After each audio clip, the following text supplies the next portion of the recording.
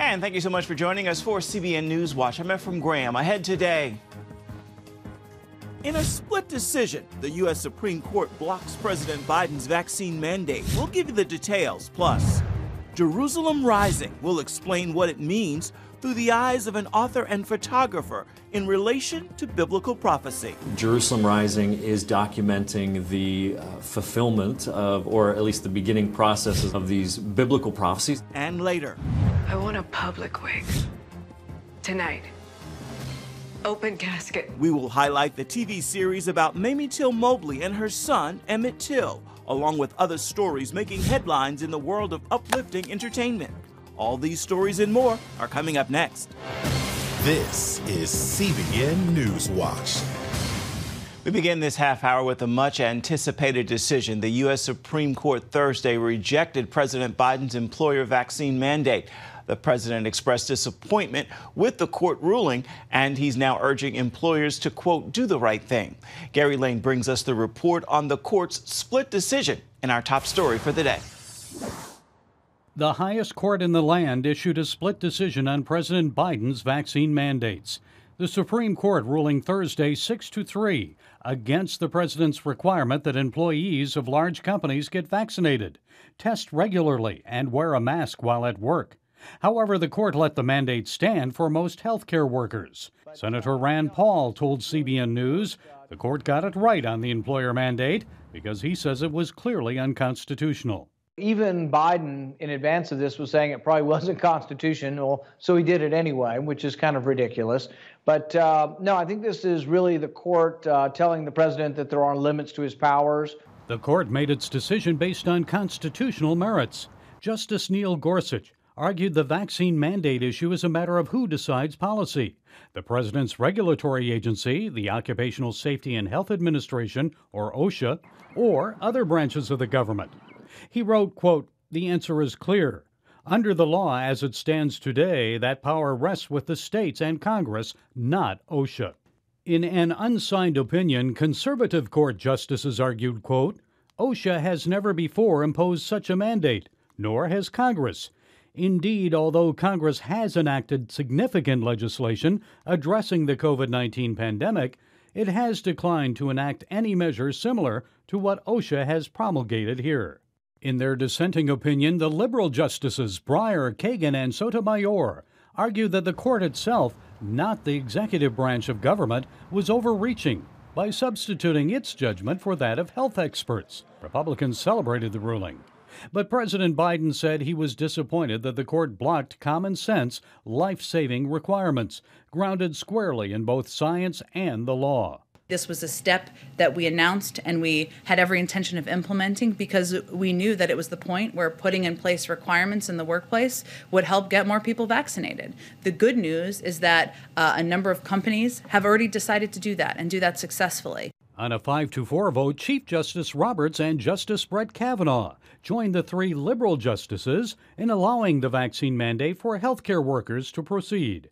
It's applied to providers receiving federal Medicare and Medicaid funding and affects some 10.4 million workers around the country. Medical and religious exemptions are still allowed. The president praised the court for that decision, saying it will save lives. Gary Lane, CBN News. Abortion is becoming a top issue for Democrats. That is according to a new poll from the Associated Press and NORC. The survey showing 13% of Democrats mentioned abortion or reproductive rights as something they think the government needs to address in 2022. For context, just 1% said the same back at the start of 2021. A school district in Illinois is defending one of its elementary schools after the school distributed flyers advertising an after-school Satan club. Jane Addams Elementary School sent flyers out to students in 1st through 5th grade, inviting the students to participate in a club hosted by a satanic temple.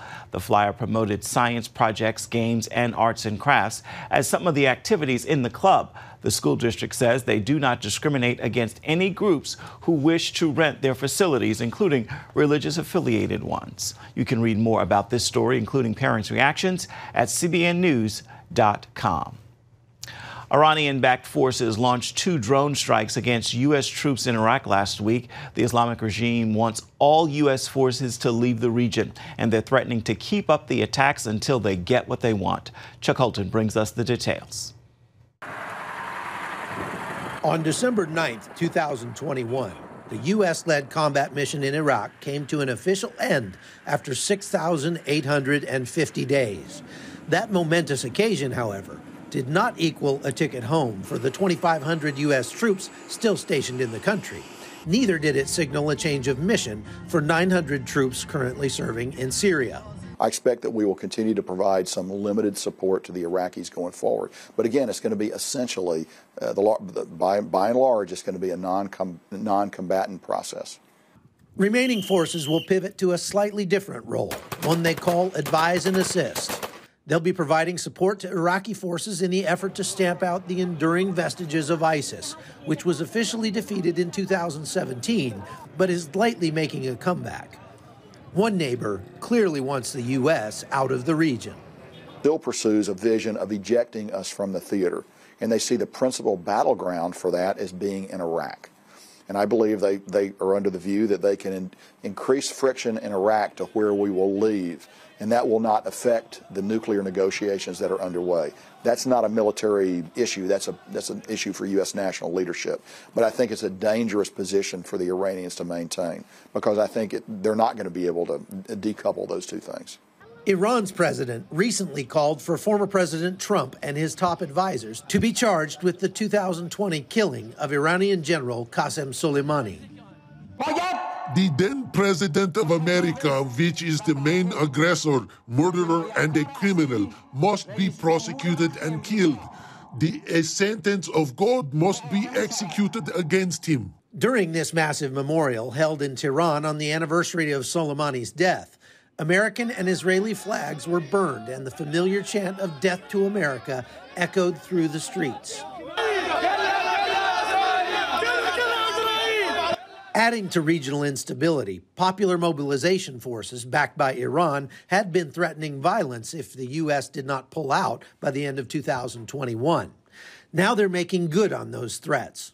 Since the beginning of the year, missiles have been fired at U.S. bases in the region on an almost daily basis. So far, no injuries have been reported, as the killer drones were brought down by counter-rocket, artillery, and mortar batteries, which can fire more than 4,000 rounds per minute. The U.S. is now striking back in retaliation, which shows the combat phase of this conflict might not be over after all.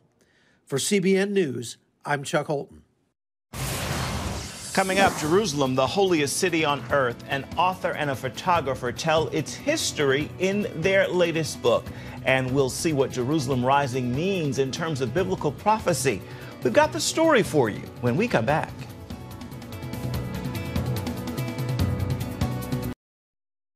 And welcome back to CBN NewsWatch. An author and a photographer tell the history of the holiest city on earth and describe its current revival on the way to becoming the center of the world's attention.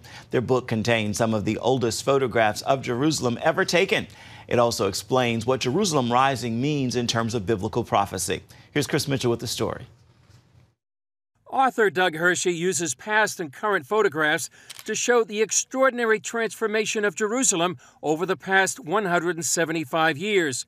The book continues Hershey's unique look at prophecy and the Holy Land. Much like Israel Rising documented the revival of the land, Jerusalem Rising is documenting the fulfillment of, or at least the beginning processes of these biblical prophecies about Jerusalem being restored and what it's leading to. Hershey and adventure photographer Eden Ram comb the city for just the right angles to capture its past and present. Head in, climbs up the top, there he goes.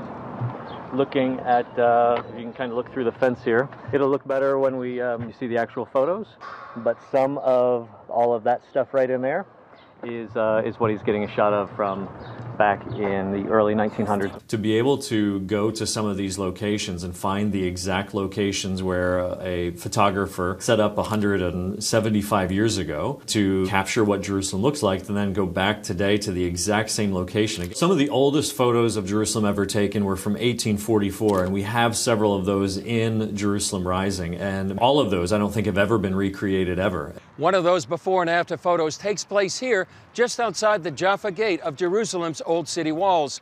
It looks back from this spot towards what's known as the Tower of David.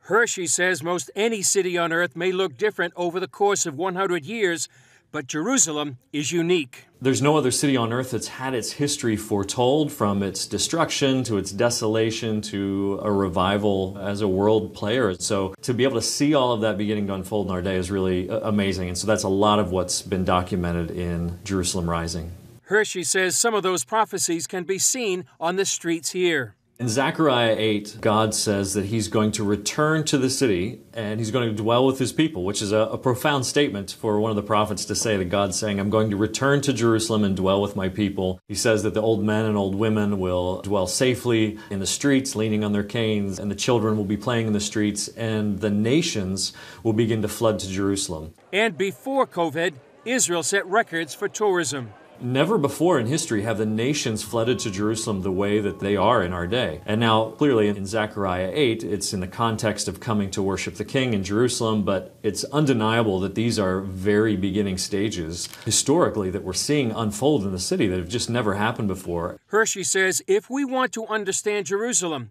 we must look to the Scriptures. Ultimately, if we continue reading the Scriptures, if we believe what the prophet said, Jerusalem is going to be a seat of ruling power for a Jewish king. Ezekiel 5:5 says that God has placed Jerusalem in the center of the earth. So locationally, it's already in the center of the earth. And one day soon, and even beginning now, it's already becoming the center of the world's attention. A city that for thousands of years has stood at the crossroads of history and prophecy. Jerusalem has been conquered and reconquered multiple times. It's changed hands over 40 times. It's been completely leveled at least twice. There's been literally hundreds and hundreds and hundreds of years where the city has just laid desolate, according to eyewitness accounts. Now we're at a time where things are starting to revive. So prophetic words from Zechariah 8 or Isaiah or any of these prophets about Israel, about Jerusalem, where once we thought were allegorical or spiritual or just abstract concepts, we're finding that God is doing exactly what he said. Never before have these prophecies been fulfilled in such a dramatic and significant way, and it's happening in our day in a really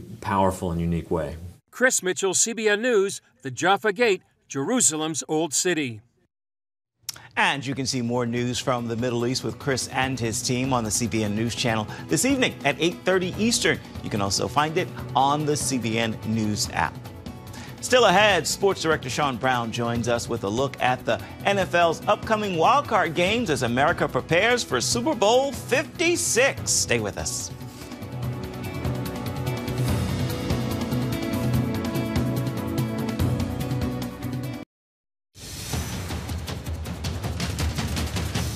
Super Bowl 56 around the corner. Excitement, of course, building for the wild card games this weekend. And joining us now with more on what we can expect is Sports Director Sean Brown. So, Sean, give us a rundown of the weekend's games. That's right, Ephraim. It is wild card weekend heading into the postseason. We've got some exciting games, and you know it. Saturday, we've got Raiders-Bengals. I'm going with the Bengals on this. Then we've got the Patriots-Bills. I'm going to go with the Bills on this one. And then Sunday, oh boy, Eagles, Bucks.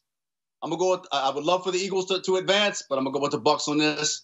Steelers, Chiefs. Gonna go with the Chiefs on this. And then this is the game that I'm most looking forward to: 49ers, and dare I say it, I know some of our producers are gonna go nuts.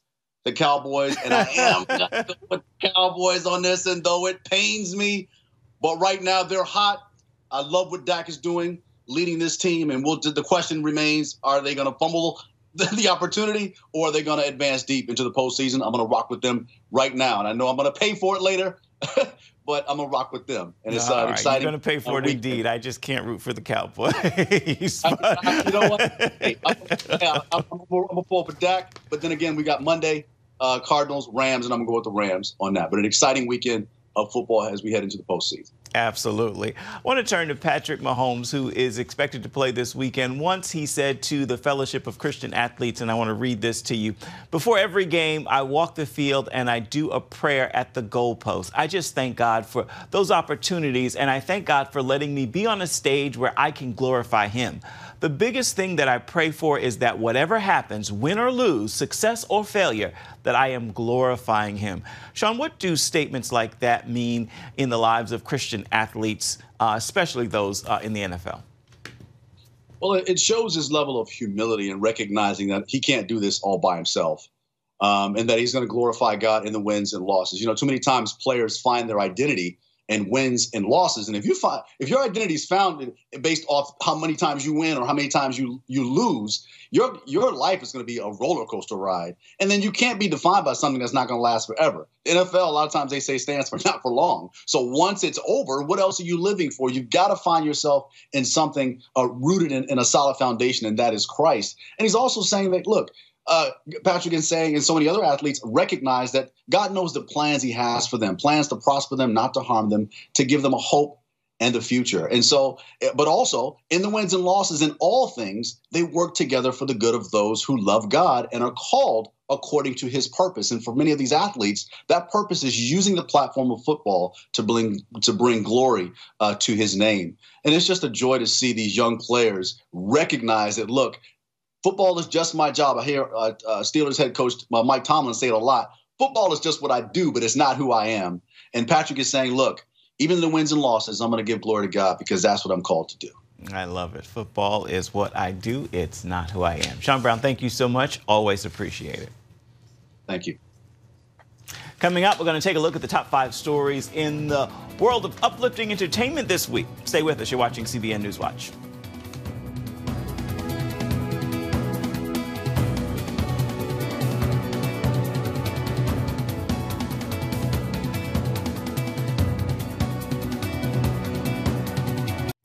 A television icon is remembered and a new lifestyle network is launched. All these stories and more are part of this week's top 5 stories in the world of uplifting entertainment. Take a look.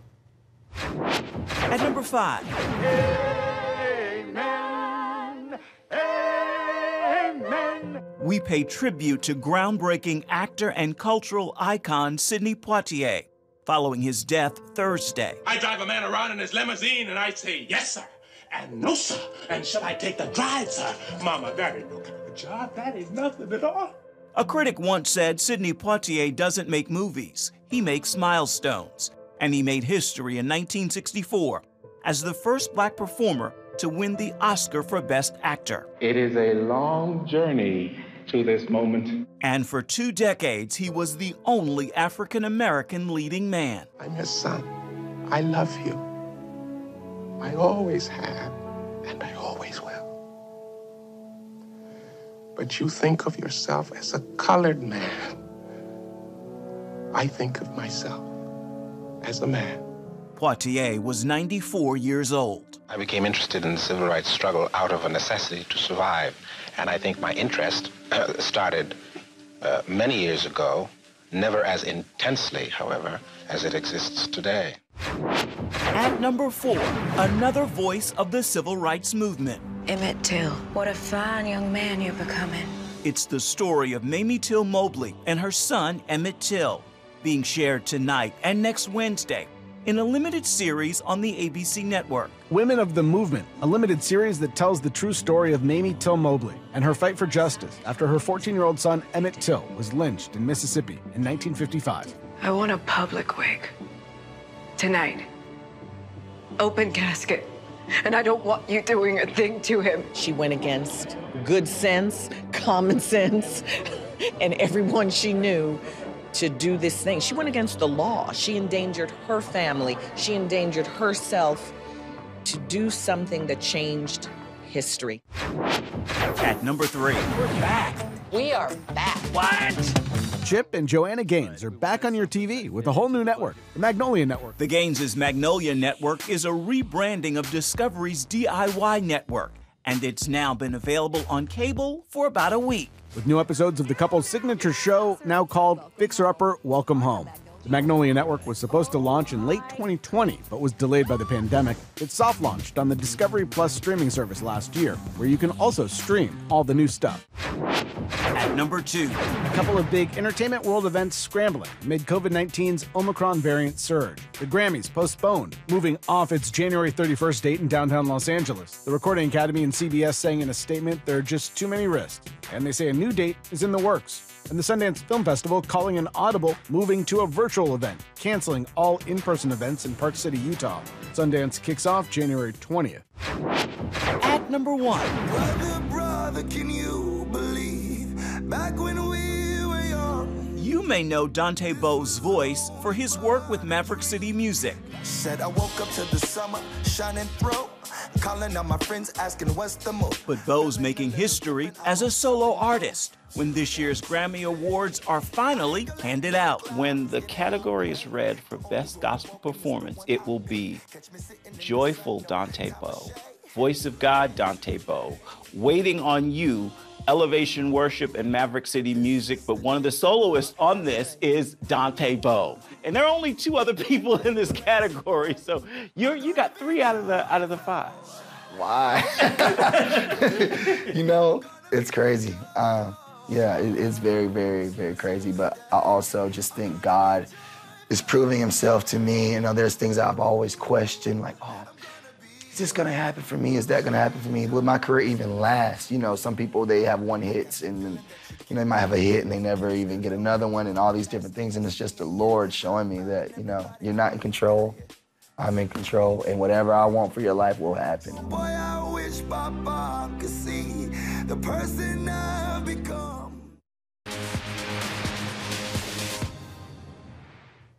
And time now for your Friday Faithful. Today, I leave you with this thought as we wrap another week. In God, there is no failure. There is only progression. Walk with him, and all things, even obstacles, will push you forward and closer to his divine destination. With that word, celebrate your walk and make today a fabulous Friday. And be sure to have yourself a wonderful weekend and do it with purpose and on purpose. Well, that's a wrap for this edition of CBN NewsWatch. You can always find more of our news programs on the CBN News Channel at any time. You can also find it online at cbnnews.com. We'd love to know what you think about the stories you've seen here today. You can email us, newswatch@cbn.com, and reach out and touch us on Facebook, Twitter, and Instagram. Hope you'll join us again right back here come Monday. Goodbye and God bless.